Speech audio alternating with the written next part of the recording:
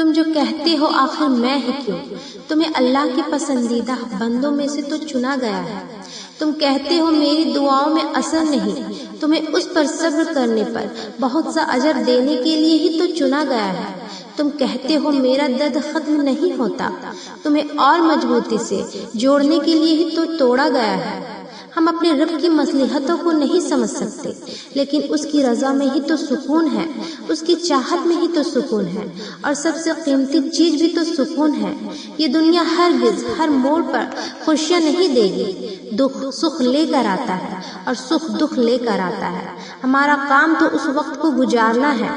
صبر اور یقین یہ دونوں وہ چیزیں ہیں جو انسان کرنے لگے تو اللہ پاک اس کے لیے اور آسانیاں پیدا فرمانے لگتا ہے، اور اس کو اپنے بندوں کو خوب خوش کرنا آتا ہے۔ وہ کبھی بھی اپنے بندوں کو مایوس نہیں کرتا، وہ وقت آنے پر ہمارے دل اپنی راضی میں موڑ دیتا ہے، وہ ہمیں دکھ سے زیادہ بھی خوشیاں دے کر سکون عطا کرتا ہے۔ تم بس صبر کرو اور یقین رکھو کہ وقت ایک سا نہیں رہتا۔ وہ تمہیں بے حساب دینے کے لیے ہی تو آزما رہا ہے۔ وہ تم سے اتنی محبت کرتا ہے کہ اگر تمہیں اس کی مقدار معلوم ہو جائے تو تمہارا جوڑ جوڑ علیحدہ ہو جائے۔ اس احساس محبت سے بس تم ایک کام کر لو کہ راضی ہو جاؤ اس کے فیصلوں پر، اس کی مصلحتوں پر، جھک جاؤ اس کی رضا کے آگے، کیونکہ جو جھک نہ سکا وہ پا نہ سکا۔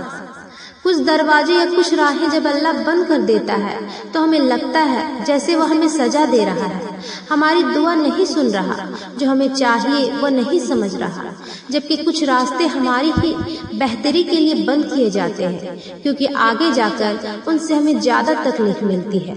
یہ سزا نہیں ہے بلکہ یہ تو اللہ کی محبت ہے، حفاظت ہے، کیونکہ وہ ہمیں مسلسل تکلیف میں نہیں دیکھ سکتا۔ ہمارے فیصلے ہماری چاہت کے مطابق ہوتے ہیں، جبکہ اس کے فیصلے ہماری بہتری اور ضرورت کے مطابق ہوتے ہیں، لیکن ہم یہ بات اکثر بھول جاتے ہیں۔ وہ سنتا بھی ہے، جانتا بھی ہے، دیتا بھی ہے، ہر بات کا علم ہے اللہ کو، اور انسان تو بس ایک کچا منصوبہ ساز ہے۔ تم خود کو خود ہی تکلیف میں رکھتے ہو، ورنہ وہ تو بڑا مہربان ہے۔